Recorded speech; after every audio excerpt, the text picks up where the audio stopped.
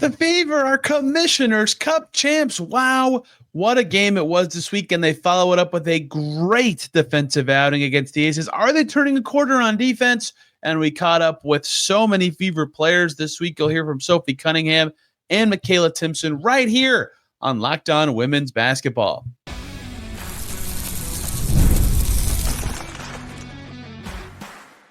You are Locked On Women's Basketball, your daily podcast on women's basketball. Part of the Locked On Podcast Network, your team every day. What's up, everybody? Happy Friday. Welcome to Fever Fridays here with Tony East.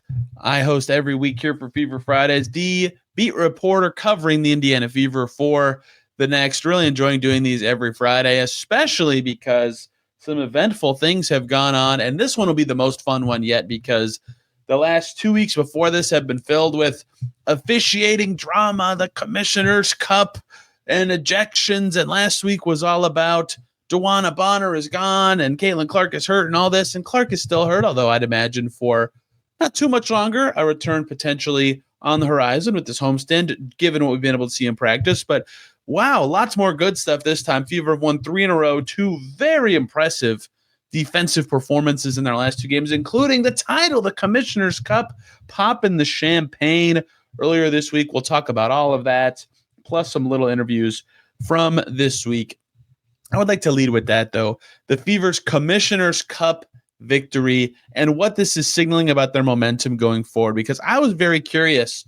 You know, they're in this current really, really tough stretch of their season. Not necessarily that they're playing really talented teams just over and over again, but they are playing some good teams every so often, and they're playing every other day for a long time. And their only gap was supposed to be this July 1st date. And then they play the Commissioner's Cup title game instead. They qualified for that. They earned that game, and they won it, obviously. But I wondered how they'd come out of that time with the schedule coming up.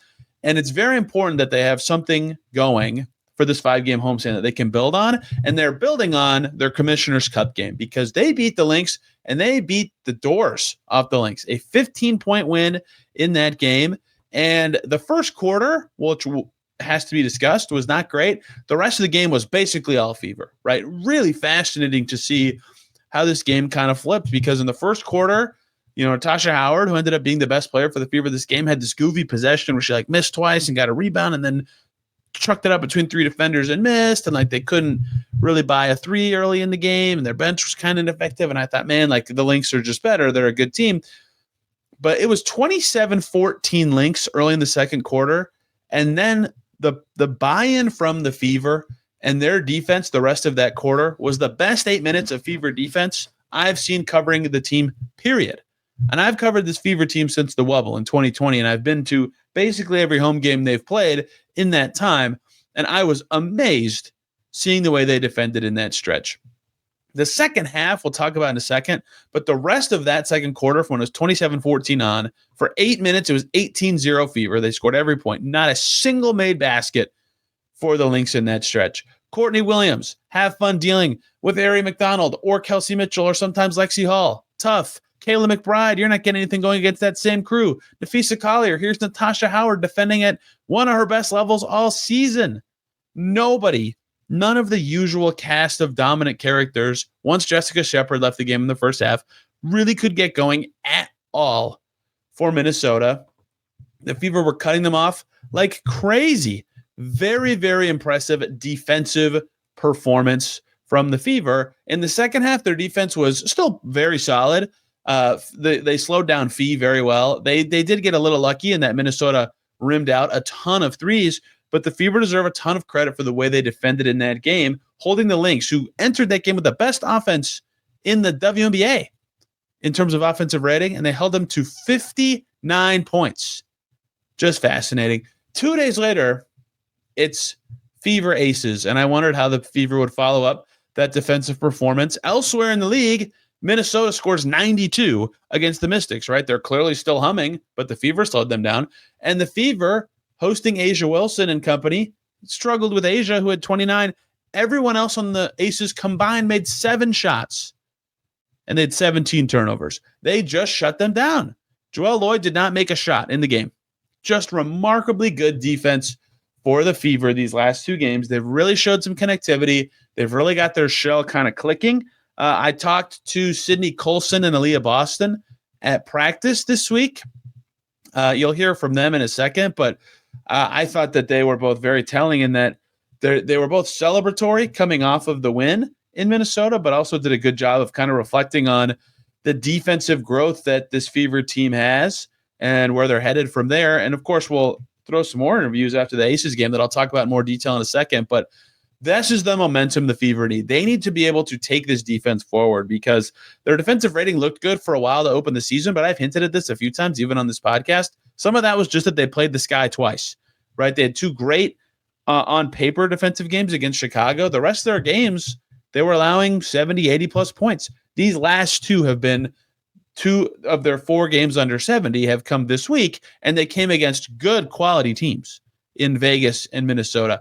Very impressive stuff by the Fever defense. So first up, here's Aaliyah Boston at practice earlier this week between their Commissioner's Cup title before they play the Aces on the feeling of that Commissioner's Cup win, the celebration, pivoting back to the regular season, and, of course, their defense. You've won a lot of kind of titles in your time. Just what does something like last night do for a team, especially kind of during the season? Yeah, I think it was great for us. Obviously, I think going into this game, we played without any pressure, and we wanted to focus on seeing how we measure up against Minnesota, considering they're a top team in the league. And so for us, coming out with that win was pretty great.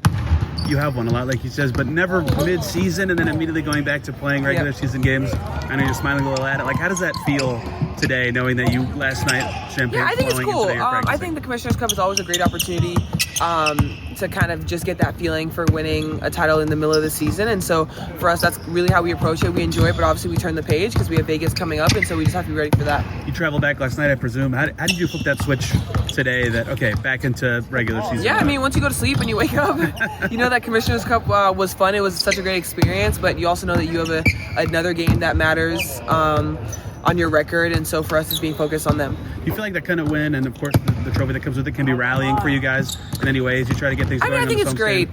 Just being able to play against Minnesota, like I said, they are a fantastic team. They move the ball well, and be able to get that win and kind of see where we measure up, especially on the defensive end. And that's someplace that we really have been focusing on the past recent days in practice. And so for us to be able to hold them to a pretty good number of points and just making sure that we're executing at the same time was pretty great to see. Sid also mentioned that defense. What did you feel like you guys were doing more effectively last night in some of your recent wins? I think just make sure we're pulled over, pulling over in the gap, not just giving teams easy reads on the floor. So that's really what we've been working on, and so it's pretty great to see us execute that a little bit better. How did it feel in the second quarter, that one where they only had 7 total points? We're like, okay, this is what we can be on that end? Yeah, in the moment, you don't really realize it until after the game and people are talking about it, but I think it's pretty special. Like when you hone in, obviously, like I said, they're a great team, and so for us being able to see that is pretty great for us. Other than Vegas just being a good team over these last handful of years, I think it's been at least 10 times meetings since the Fever have beat them. Other than just them being good, can you put your finger on anything that maybe they do, or maybe how anxious this group is to get a win against maybe a barometer kind of team like them? Yeah, I think for us, we always step into each game wanting that win and going to be able to go out there and compete for that win. And I think Vegas, obviously, they have just experienced winners in this league on that squad. And so for us, it's making sure that we stay engaged on both ends of the floor, make all their shots pretty difficult. But, I mean, they're just a great team, so we just have to be ready to play and know that they're going to go on runs and just be ready to go on our own. For you personally, just the All-Star, what does that mean, that accomplishment, that recognition? Yeah, it's super special. You don't take any moment being an All-Star for granted. So I'm super thankful for everyone that voted. I think it's just such a great opportunity, such a fun opportunity, and especially it being in Indy this year, I think it's going to be pretty awesome. And you know the team captain, so she has a little say in maybe where you end up. That's what I'm saying. She got. I mean, I won't even put a word in, but I just, we'll see what she does. Love hearing from Aaliyah, who you will hear from again momentarily in a different context. I also want to hear you guys to hear from Sydney Coulson, one of the two-time Commissioner's Cup champions in the WNBA. But before we talk with Sydney Coulson, we need to talk about Game Time. We've all been there, logging on early, waiting forever for concert tickets to go on sale. Only lose your spot for a show you've been dying to see. Live music should be about making memories, not dealing with the stress of ticket shopping. That is where Game Time comes in. They make it so easy to get concert tickets faster and easier than ever. Prices actually drop as it gets closer to showtime, and you can save up to 60% off with their killer last-minute deals. If you're tired of endless scrolling to find the best deal. They have zone deals on Game Time that can help find that for you. They have panoramic seat views for the venue. The price you see is the price you pay. There's no hidden fees, and their Game Time guarantee has your back with cancellation protections and so much more if your plans change. So take the guesswork out of buying tickets and show tickets with Game Time. Download the Game Time app, create an account, use the code LOCKEDONNBA for $20 off your first purchase. Terms apply. Again, create an account and redeem the code LOCKEDONNBA for $20 off. Download Game Time app today. Last minute tickets, lowest price, guaranteed.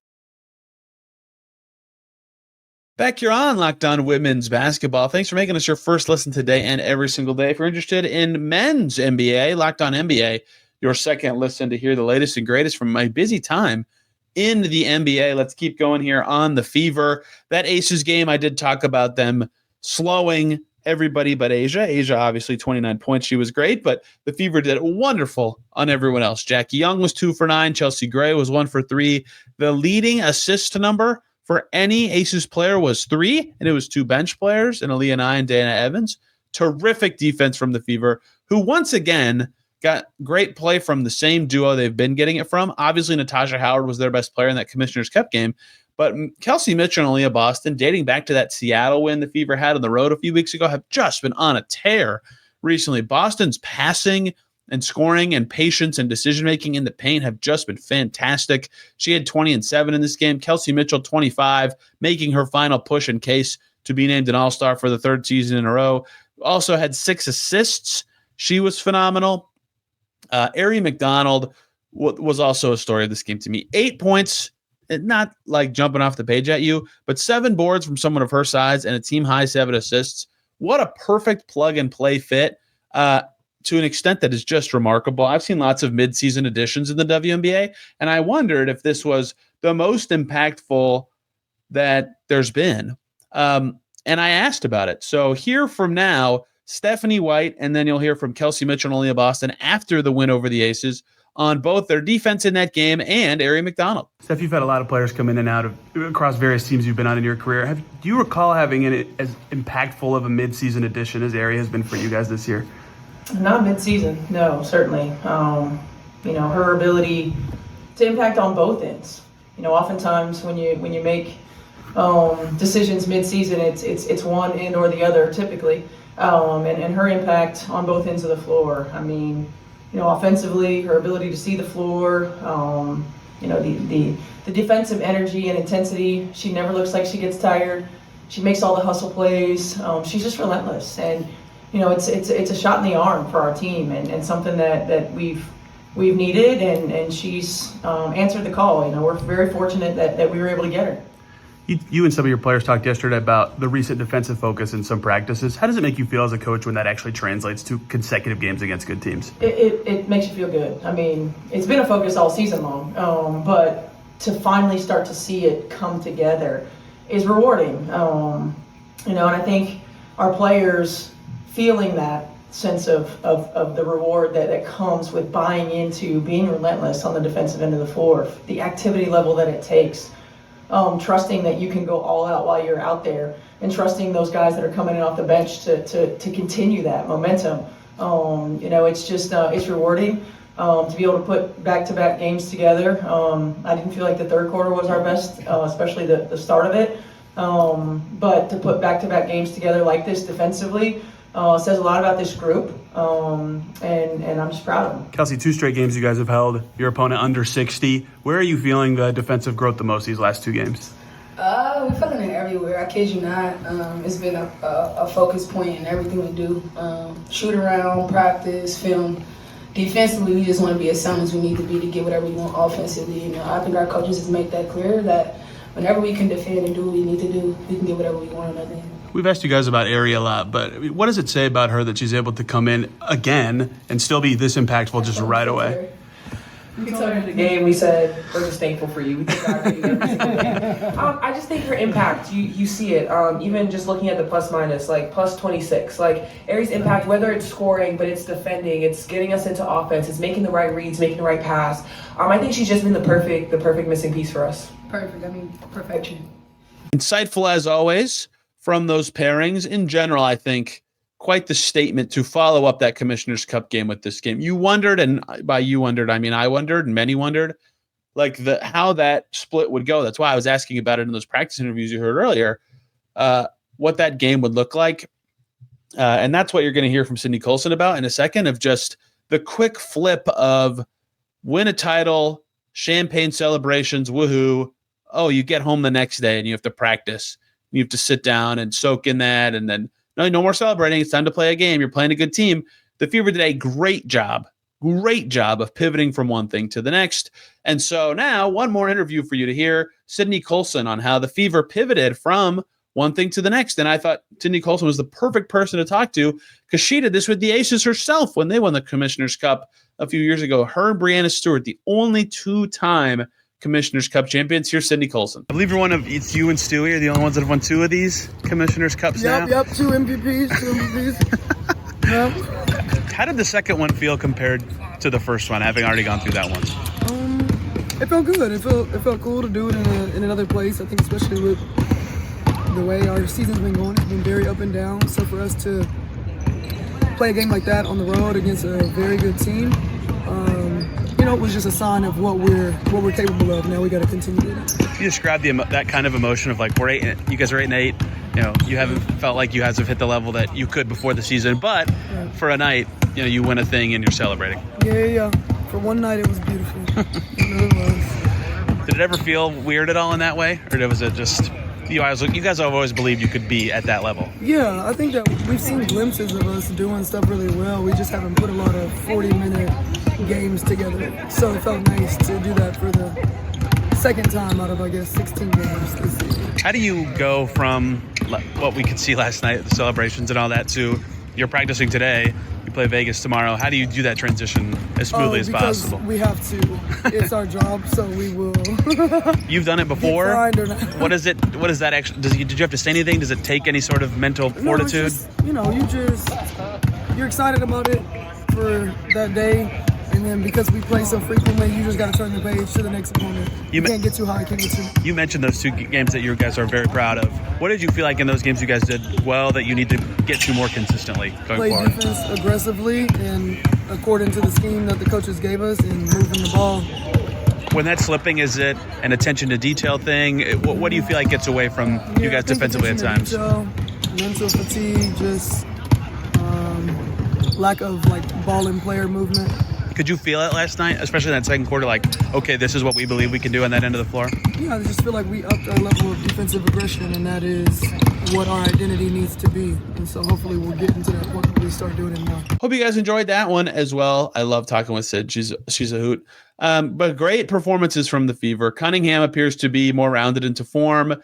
Post-injury, they're getting better minutes from Coulson. Timson's giving them great minutes. You'll hear from her later as well. They're just playing well right now, which one is good just in general, but two, with this defensive growth, one, it's key for momentum as they have 4 home games in a row. Two, you wonder how much of that can hold when Caitlin Clark does return, because if they get a higher level offensively and they're better on defense, then they'll actually be playing at the level that many thought they could play this season, right? Caitlin made her hopes of their championship expectations clear before the season started, and they have not reached that level yet. They're only 9-8. But they have certainly climbed and taken steps towards it. And so that's why their defensive growth is so meaningful to me, is if they can actually find ways to beat good teams without Clark going off. Like they made 17 threes in that Liberty win when she went crazy. That's a big deal, but that's not a sustainable way to win. What they did to Seattle and what they've done this week is a little more sustainable. And Clark can certainly be a part of that, as they showed in Seattle. And I'm looking forward to seeing how that blend comes when she returns to the floor. We continue to hear that she's day-to-day. I keep seeing her in practice. She was working with the second unit at shoot-around before the game that the Fever just played. And then I saw her after practice the day before that, getting in work with ball handling work with a bunch of Fever assistants. So she's certainly doing work on the court. You always, as Stephanie White says, want to be thinking long-term with this stuff. So that's the latest on Clark. It's pretty much status similar to last week at this time. Let's close this up with 2 more interviews here from Sophie Cunningham and Michaela Timson on their Fever status and season to this point, and much more about this Fever team.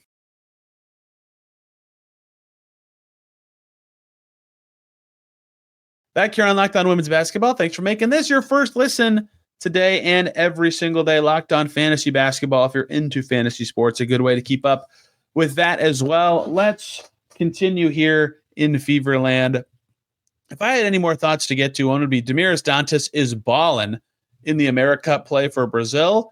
Chelsea Late right here on this feed. We'll talk about AmeriCup play on yesterday's Locked On Women's Basketball if you want to hear more about that. I'll be very curious about her fitting in when she returns, because the Fever have found some success with several guard lineups like McDonald, Mitchell, Hull, Cunningham groups, or 2 point guards and 2 wing groups and only 1 big. You're seeing obviously Aaliyah Boston play a good amount and Timson's played a good amount, but they have not been mixing and matching as much in the front court. Sub 30s minutes for basically every front court player who's played. It was Howard, Boston, Timson. That's it.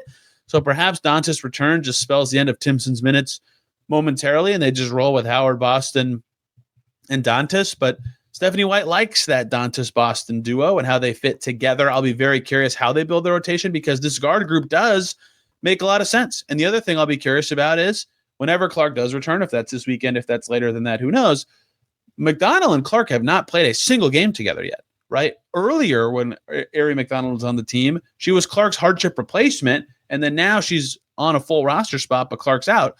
When they play together next, it'll be the first time. And so I doubt they start together, but they will play together at some point, right? We've seen the Coulson-Clark combo, and I think it's smart. I get that people think it's not her strengths, but given the way the Fever defended, I think it's smart for them to be working in off-ball reps for Clark. And with McDonald's creation that we've seen recently and that speed with the ball, I mean, she had a play today where she faked the handoff and went between 2 defenders to the cup against the Aces. That was just brilliant. Looking forward to seeing that duo together. Anywho, that is the end of my Fever thoughts. 2 interviews today. One with Sophie Cunningham, who provided some clarifying thoughts on her now viral talk about league expansion before the WNBA Commissioner's Cup title. And you're going to hear from Mikayla Timson, who I just haven't caught up with very much this season. I wanted to chat with her before shoot around because she's getting more minutes. How does she feel about it? How does she feel like she's playing? Let's hear from them. Okay, first of all, I know the history behind the WNBA. I know that both of those cities have had teams before and they got us where we're at, so I'm thankful for that. All I was really getting at is like Broadway, the off-court lifestyle. And so I think that is really intriguing. I think Miami's intriguing. That's all I was getting at. I'm thankful for what they've done for our history of the sport.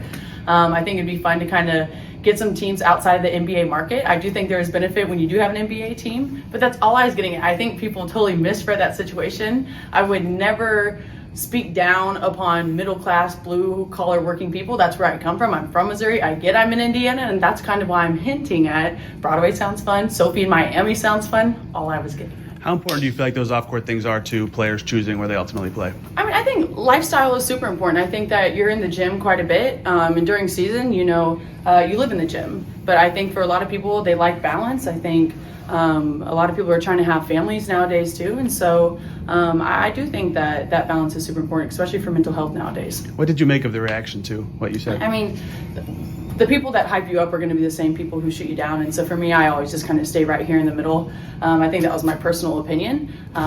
It's me. Like, people are going to love me, people are going to hate me. I think that's with anyone, and so that's just what it is. So there's Sophie Cunningham, and here is Mikayla Timson. You've had some chances to play more recently with some injuries, some departing players. What has that kind of meant for you as your season has come to this, that you're getting actual real rotation opportunities in the W? It means a lot, just to see where I fit in, to play against the best of the best. The W has the best competition in the world. So just to get out there and show my talent, just to see the things I need to continue to work on, and also just developing my game, just being great on defense, just doing the little things that can keep me out on the court.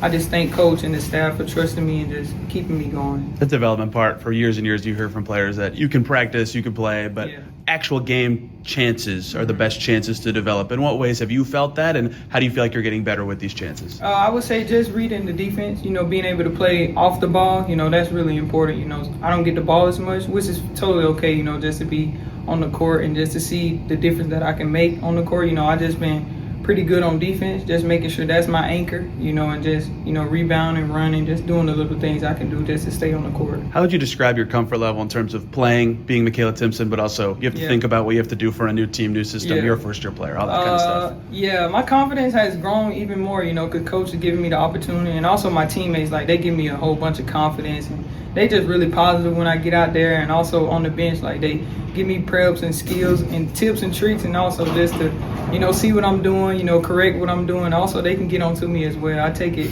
in a really good manner, so I love everybody on the staff, all my teammates. They're pretty good to me. I believe it was the Dallas game you drew a foul. I saw the bench go crazy. Yeah. Well, what does that kind of stuff mean to you as your teammates give you that kind of stuff while you're playing? They just tell me, well, I was being aggressive, so, just learning that, doing skill development with Keith, playing off 2 feet, getting into the body, just being able to do what I do with him and put it into live reps, just staying consistent with that. Who's in your ear about being aggressive the most? Keith, AB, Taj, and Coulson, CC, they be like, go get every rebound. Also, my coach, he tells me that, so just doing what I do. With court time, have you been hearing from people in your personal life, people back at Florida State, anybody since you've been playing a little bit more? I've been hearing a lot from those people, my household family mainly, people that I went to school with, but they just tell me, keep going, having confidence, and, keep being myself and just proving who you are. This front office wanted to add vets in the winter before you got here. Mm-hmm. In what ways have they kind of helped you, or who's been in your ear the most in a meaningful way as you've kind of guided through the W for the first year? All the vets really been helping me a lot, just telling me things that I can do, things to work on, do this and do that, giving me a lot of great positive feedback and constructive criticism as well. I don't take it, in a bad way, which is pretty good. But I also am a listener. I listen. I go out there and want to do the right things and things they tell me to do. So really all the vets on the team, but mainly Tosh, she been guiding me pretty well. That Florida State connection? Oh, yeah, that Florida State. Insightful as always appreciate the players giving me the time and answering my questions. That is it for today's Fever Fridays.